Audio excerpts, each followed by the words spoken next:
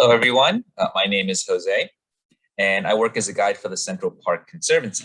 On behalf of everyone here, I'd like to welcome you all on our virtual walk of Central Park for today. Now, first of all, I'd like to kind of apologize for last week's little hiccup.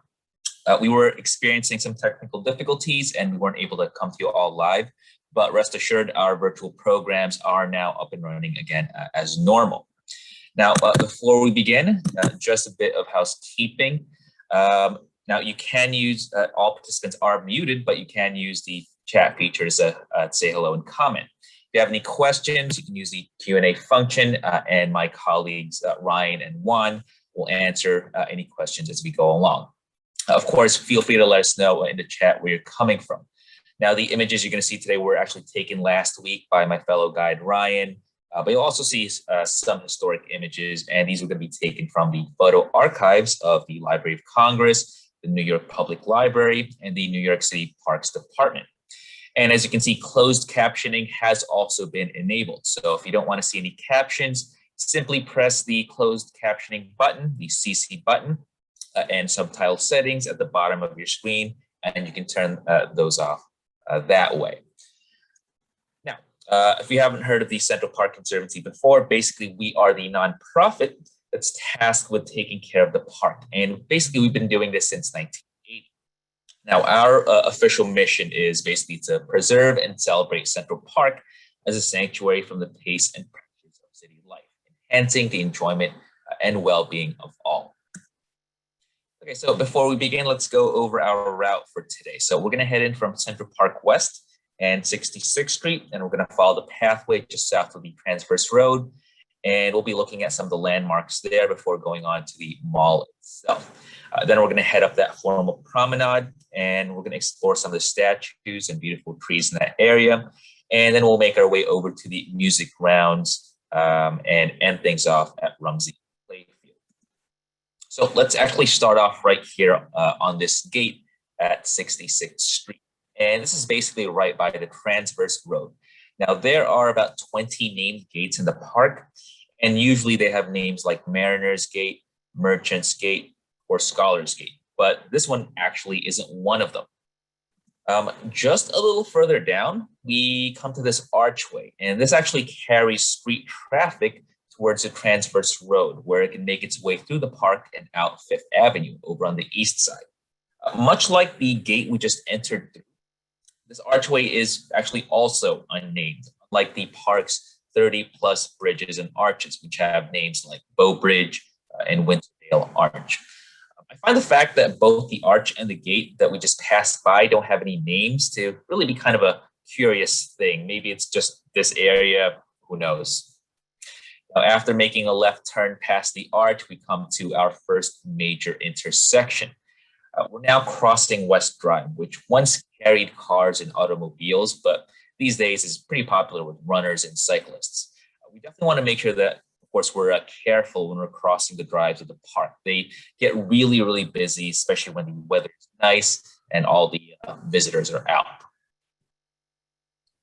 Now, one great thing about June is that the summer is just beginning, so you're going to start to see loads of lush greenery everywhere. And of course, summer is baseball season. And as we continue east, you're going to notice the ball field over towards the right-hand side. We're basically walking along the northern edges of the Heckscher ball field, which is quite an amazing spot to enjoy a ball game, considering the spectacular views of the skyscrapers of Manhattan all around us. So you're actually going to find 6 ball fields in this area. And these were all built up back in the 1930s. All right, so we're moving along now. So from the ball fields, we're going to continue east past the carousel towards Playmates Arch. And along the way, you're going to see some pretty lovely flowers. So these are going to be Alliums, and they are actually a part of the onion family. Each one is actually a cluster of star-shaped flowers, and they form a spherical shape that can add a really nice touch to your garden. These actually provide some really lovely color in the early summer, and they're even deer resistant, which can be really quite handy if you live in a place where they're constantly picking at gardens or backyards. You'll also see some pretty interesting rock formations around here as well. So these are called Glacial Erratics, and they were left behind thousands of years ago as a giant glacier melted and deposited large boulders throughout North America. Now, when the park designers first saw some of these erratics, they decided to keep a lot of them to really give that park a natural feel to it. Some were also moved around and placed strategically in some rather interesting positions, such as this one, as you can tell with the very weird and interesting placement of it. And so we're continuing on with the tour through the very lush greenery of Central Park. And just up ahead, you can actually see our next stop. And here we are at Playmates Arch. Playmates Arch got its name from the fact that this area was supposed to be part of what was called the Children's District, which focused on providing a haven for Central Park's younger visitors. So they really wanted to keep in line with that whimsical, almost playful nature to, of course, attract children to this section of the park. So as you can see, as we pass underneath, the arch is going to have these striped bands. So these are going to be made out of red Philadelphia brick as well as yellow Milwaukee brick. It's almost like a very surreal experience kind of passing through. One thing I really like about the bridges and arches of the park is that each one is very unique and no two are ever going to be the same. And of course, you can really get a sense of that here just by kind of passing through Playmates Arch. All right, so let's now go ahead and make our way to the main portion of the walk for today. That, of course, will be the mall. And just further up the pathway, and you can now start to see Center Drive. We can actually also start to see some of the formal statues just up ahead. And as you can see from this postcard from 1908, the mall really is the only place in the park where you're going to find a straight line promenade. And that's because it was meant to be the only formal area within this natural oasis in the city. As park designer Frederick Law Olmsted once said, nature first, second, and third, architecture after a while. In fact, this straight line was actually meant to direct the visitor's eye towards the wooded ramble area just off to the north. And now here we can see the very genteel atmosphere that the mall was supposed to provide, thanks in part to all these lovely statues put up in the latter half of the 19th century. Back then, this was, of course, a place to see and to be seen. Now, at the southern end of the mall, you're going to find what's called the Olmsted Flower Bed, which was created back in 1972 in honor of Frederick Law Olmsted's 150th birthday. Throughout the year, you're going to find some very lovely blooms here, like tulips, azaleas, pansies, and even trees like elms, and you'll even find a Japanese maple in this section as well. Now, overlooking the flower bed, you're going to see this statue dedicated to, of course, the most famous writer in all of Western literature, and that, of course, is going to be William Shakespeare. Shakespeare is indeed quite a beloved figure in Central Park. So just head a little uptown towards the Belvedere Castle area, and you'll find the Shakespeare Garden. You'll also find the Delacorte Theater, where Shakespeare in the Park takes place every year. And of course, here at the mall, we have the statue that was sculpted by John Quincy Adams Ward, and this was unveiled in 1872. Now, this area of the mall is traditionally what's referred to as Literary Walk, and you'll know why in just a moment. Just head a bit north, and you're going to notice that there are a few other writers here along this section of the promenade. So here we actually have the statue of Robert Burns. Now, if you're tuning in from Scotland today, then he definitely needs no introduction. But to some of us who might not be familiar with the name, Robert Burns was a Scottish poet, and he was famous for poems like Auld Lang Syne and Comin' Through the Rye. Directly across from Robert Burns, we have another famous Scottish literary figure. This is going to be Sir Walter Scott, who wrote Ivanhoe and Rob Roy. Basically, both of these statues were crafted by Sir John Steele, who was one of Edinburgh's most beloved sculptors. And they're actually here as a tribute to New York's Scottish community. Now, so far, we've seen statues of some very important male writers that were put up in the Victorian era. But over time, folks have also realized that there really weren't any monuments of historical figures that were women anywhere in Central Park.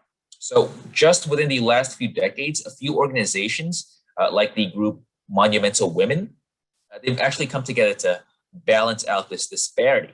So what we're looking at right now, this is the newest statue in Central Park. And this was placed here in the mall just last year, in August of last year. So this was going to be sculpted by the New York-based artist Meredith Bergman. And this depicts the American women's rights pioneers Sojourner Truth over on the left-hand side. You can see Susan B. Anthony and Elizabeth Cady Stanton as well. This is also the very first new permanent statue to be placed in the park in over 50 years. And it's definitely a welcome addition to the landscape. Okay, so we're continuing on with our walk and we're heading up the promenade of the mall now. And as we head north, we see these very lovely plantings of American elms. These were actually quite a favorite tree of Olmsted. And he specifically mentioned for these trees to be planted here in the mall. Now, the first ones were planted back in 1858, but they eventually died out. The oldest ones that you're going to see today, these were planted back in the early 20th century. Now, they have these very tall branches that twist and wind their way towards the sky, creating this really beautiful cathedral-like canopy effect that provides a whole lot of shade in the summer. Throughout your walk, you're going to see these signs asking visitors to actually stay off the lawn. And that's because these lovely trees are unfortunately very vulnerable to something called Dutch elm disease, which wiped out many types of different elms around the world throughout the 20th century. Now, our tree crews work very hard to keep these historic elms alive. And placing these signs here is really just one way to help preserve one of the last remaining stands anywhere of these really gorgeous elms. So as we get towards the northern end of the mall, you might start to notice some of the music being played around here, like this saxophone player. Sometimes you'll hear guitarists, drummers, singers, and musicians of all kinds. Now, music is, of course, a major part of the cultural life of New York City. And it's very much a part of the tradition here in the center of the park, which appropriately enough is called the concert grounds. So that actually brings me to our poll of the day. And let me go ahead and see if I can pick it up. Okay, so here we are.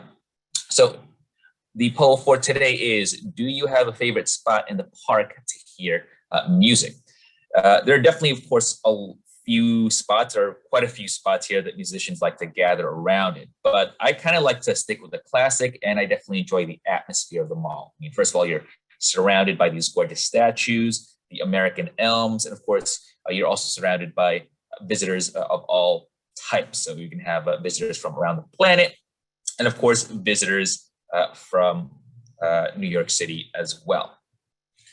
All right, so it looks like our poll is going through right now, and here we are. Okay, so let me go ahead and end off our poll right about now. All right, so let me go ahead and share the results. It looks like most of us, of course, like the mall. There's also going to be a lot of us that are really quite fans of listening to music over at Bethesda Terrace. There's, of course, also other places as well, including the Imagine Memorial, Duke Ellington Circle, Sheep Meadow, all these really great places, which, of course, I'm really kind of a fan of. All right, so let's actually go ahead and go on to the next stop. Now, just off the right-hand side, just behind these fences, you can see a bit of what's called the Nomberg Bansha, which has actually served as a space for musicians to perform for almost 100 years. As you can see, it's currently undergoing a major restoration effort. So basically, the Central Park Conservancy, we're cleaning and repairing the concrete and the limestone masonry. And we're also replacing some of the historic features of the architecture that have been lost over time, many other things. And here it is when it was first constructed. So the bandshell was first built in 1923. And it was supposed to be an updated modern facility that provided much better acoustics than the previous bandstand that was here. Over the years, it's hosted many live performances from both professional musicians and amateurs just looking for an impromptu audience. And here we actually have Joan Baez playing at the Bansha during a rally in 1968. So you can have all sorts of musicians playing here. The bandstand that the Nomberg Bansha replaced was located right across from it. So it was designed by the architect Jacob Ray Moll, and it was actually a very popular place to hear music during the early years and decades of the park. And this stereograph that we're looking at, this is actually from 1865. And you can see that the bandstand is just off to the right-hand side of the image. Now, I actually really like this picture just because you can really see just how much the trees of Central Park really have grown since then. These, of course, are going to be the elm trees, the world-famous elm trees of the park. Okay, so right now we're going to explore more of the musical aspects of the concert ground. So we're going to make a left turn for a bit, and we're going to examine some of the busts and monuments of this area. So right over here, we have a bronze bust of Ludwig van Beethoven, which I think really hammers down the idea that this place really was supposed to serve as the music central space since the 19th century. Now, this bust was added to the park back in 1884, and this was created by the German-American artist Henry Berer. And just a few steps away, you can see Victor Herbert, another historical figure best known for his contributions to the world of music. Victor Herbert was known for his compositions and his status as a founding member of ASCAP, or the American Society of Composers, Authors, and Publishers. This particular statue was placed here in the park in 1927, and the unveiling ceremony was actually attended by his fellow composers Arthur Hammerstein and Irving Berlin. And as we continue to explore Central Park's musical history, you're going to see some signs of summer popping up. So here we actually have Cape Daisies on one of the elegant stone urns of the mall. So these are going to be originally from Southern Africa, and they provided gardens with a wide variety of colors during these summer months. Now, at the top of these steps, right over here, you'll see this rustic rustic structure perched on top of the high ground. And this is going to be a pergola. And as you can see, it's covered in wisteria, giving it a nice green tinge and plenty of shade during the warm months. It's definitely a great spot to, of course, enjoy the summer air and perhaps maybe just kind of listen to the musicians below. Now, since the early days of the park, this area always has been used as a great spot for just relaxing. So this image, this is going to be from 1869. And you can see that it's just as lovely then as it is today. Just to the east of the pergola, over on the left-hand side of this image, there's actually a structure here, and it was known as a casino. The casino is basically a popular restaurant, not quite a gambling establishment or anything like that. It was really quite popular during the late 19th and early 20th centuries. The casino was then torn down in the 1930s and was replaced by Rumsey Playfield.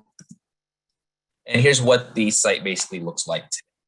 It was originally a playground for children, and then it was converted into a sports field for older kids back in the 1980s. Of course, nowadays it's best known as the site of concerts and large musical gatherings. And that's because it's the home of Summer Stage, which is Central Park's premier music venue. And usually you'll get top names performing here. So here we can actually see Crosby, Stills, and Nash performing back in 2008.